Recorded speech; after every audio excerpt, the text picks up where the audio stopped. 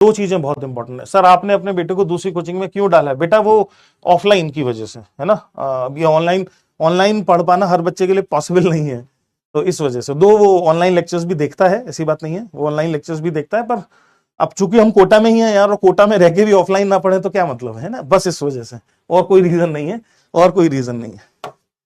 ठीक, ऑनलाइन के लिए बड़ा डिसिप्लिन चाहिए, जो मुझे लगता नहीं कि मेरे बेटे में है। तुम लोगों में तो है, पर मुझे नहीं लगता कि मेरे बेटे में उतना डिसिप्लिन है, और इस वजह से उसको ऑफलाइन में रखा। मेरा तो बड़ा दिल था कि ऑनलाइन से पढ़े, पर मैं जानता हूं कि ऑनलाइन से पढ़ना उतना आसान नहीं है, क्योंकि बहुत ज्यादा डिस्ट्रैक्शंस है।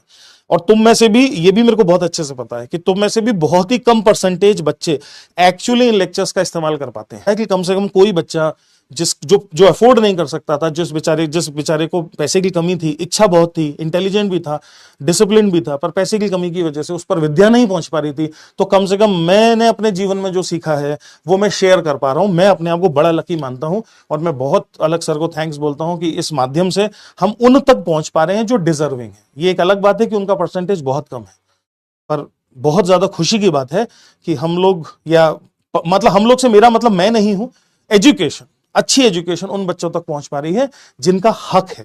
एक्चुअली तो ये काम सरकार को करना, रिसर्च ना करें, जो पढ़ा रहा हूं उस पर ध्यान दें। मैं अपने बारे में एक किताब दे दूंगा आपको, मैंने एक किताब छपवाई है जिसमें सारा डिटेल है, मैं कब पैदा हुआ, है ना जी, फिर उसके बाद कौन से स्कूल में पढ़ा, फिर पहली गर्लफ्रेंड कौन सी रही, फिर उसने कैसे धोखा दिया, फिर दूसरी कौन सी बनी, फिर कैसे आईटी, पूरी डिटेल्ड ऑटोबायोग्राफी मैं लिख रहा हूं छप जाएगी तो सब बच्चों को एक एक कॉपी मिल जाएगी।